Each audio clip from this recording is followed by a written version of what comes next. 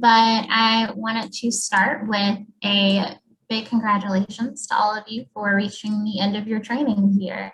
I'm not really here to give the peppy motivational speaker to tell you that your job's done here, because that's not me, I'm not the one.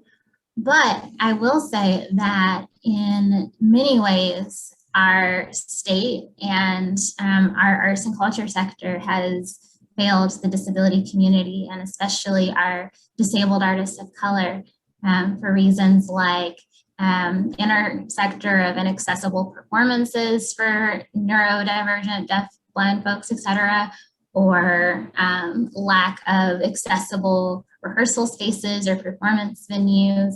And then in the broader state as well, of lack of accessible housing and Medicare issues, and all of these things that our community faces that our sector just really isn't addressing, and is just starting to have that conversation.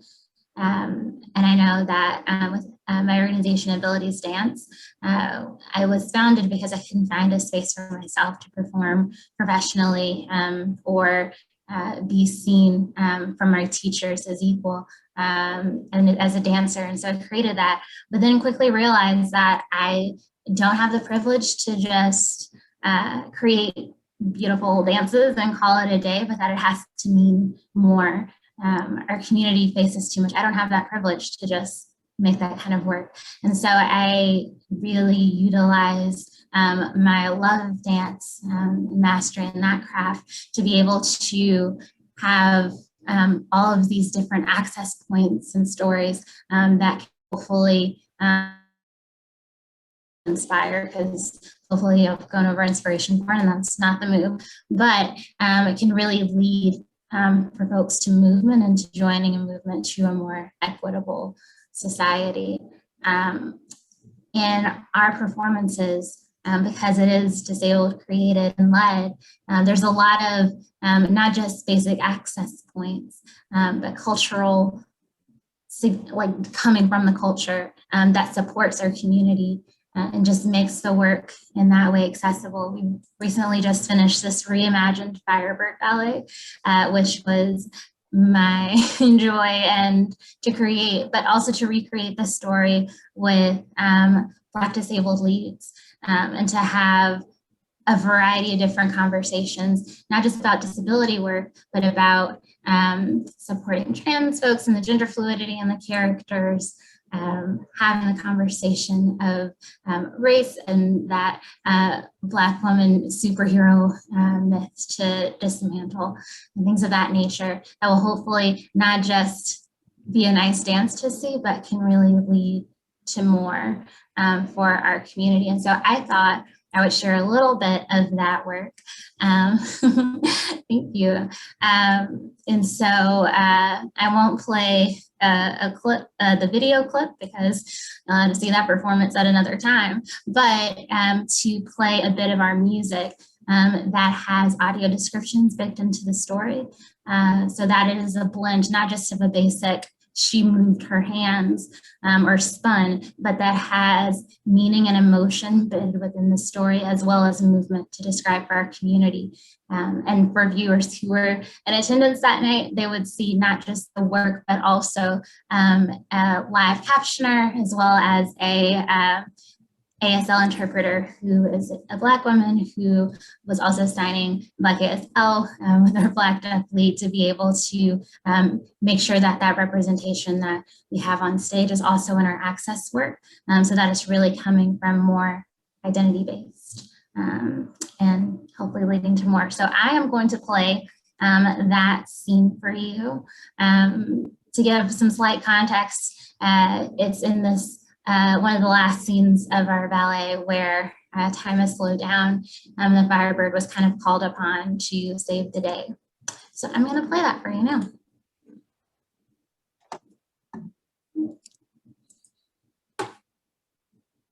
And while I'm pulling it up too, something to note was that I wrote the audio descriptions, but because I don't identify as blind or low vision, I make sure that we do have a blind low vision editor on our team who can make sure that audio descriptions are actually of use to the community and don't have my or others' bias baked into it. So you'll see a little bit of that.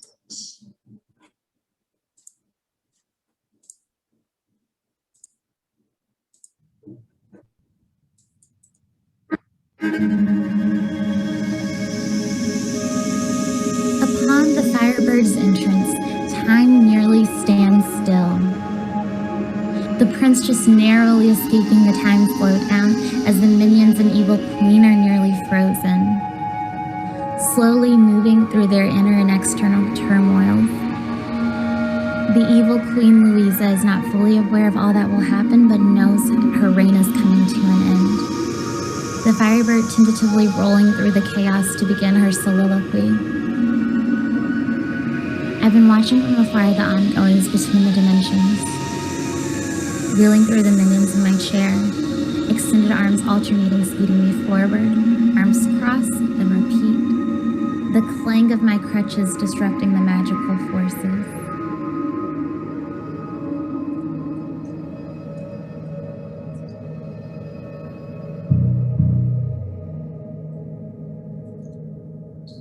Chair arcs across the stage as extended arms thrash. I sway backwards with the extended arms down.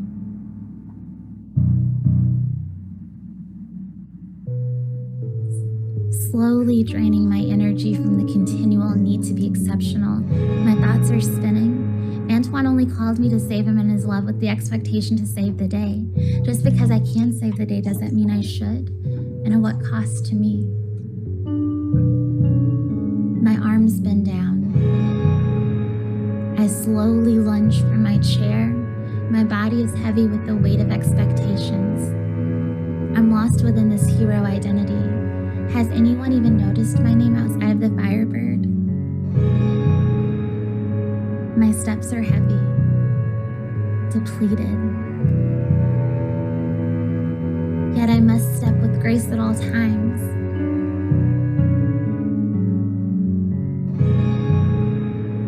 Even when the world sees nothing of me but what I can offer them. Even when I'm viewed as the exotic, majestic creature to save them all.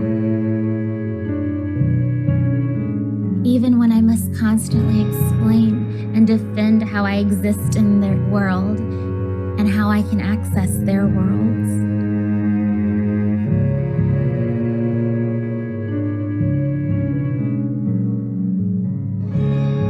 My steps flow between heavy and graceful. I reach up and sway at the thought of what I deserve to be and what I am in these dimensions.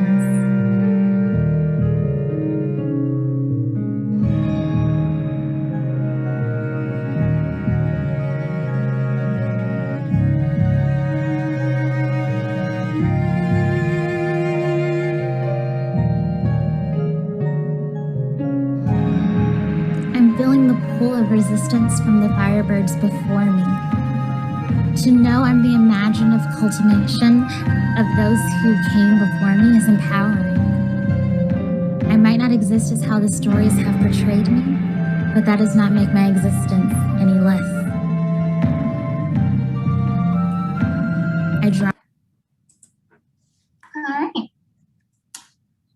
So that's just an example of ways in which we as stewards of culture can really embed culture into our access, because that's what we do. We're creative and we innovate, and we use that culture to make change for so many in our community.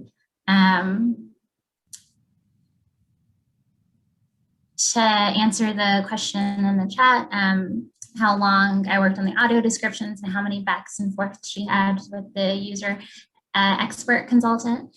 I will say that since we've been working for a while now, the amount of back and forth have kind of slowly started to get less as I have refined my craft in writing the audio descriptions, and making sure that whatever she told me that one time, I try to not have the next time as I continue to do better in my own access journey. But how long it took me to write that particular scene was that was actually created a couple days before the show. It was more like 2 hours. However, for those who have not had that kind of experience, it can take some time to be able to understand how much to incorporate, how much to leave the audience with all those different types of refining kind of lessens your work a little bit. Yeah, great question. So yeah, that was an example of access at work, but not just access, but how to make it cultural, and also realizing too that the folks who did this were from the community, and so hiring as many from the community as you can so that your access work is equitable and not biased behind not just non-disabled folks, but folks who might not be coming from the same communities within the community. Yeah. So yeah. With that said, I think it's important to note that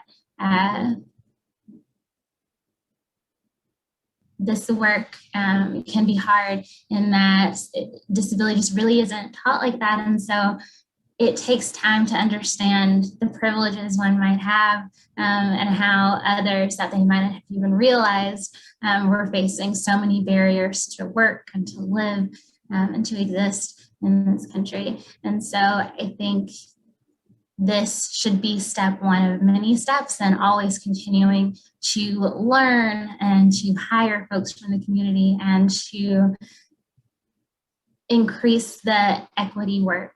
Because it's not just enough to say that, oh, at this time I'm only focused on racial equity, for instance, because that is not true racial equity for folks like me who exist at intersections. It's not enough, and it's leaving folks behind and not making it equitable at all. And so I think that as we continue to do this journey, as we continue to learn and to really understand and listen to what folks are saying, to break down their own biases and be able to learn and to grow, and to realize that our sector collectively has been part of this problem, and not hiring folks from the community because they blame it on not having the resources for their access needs, or leaving out folks in their audiences, which to me, from a business background, that's just poor management, money on the table.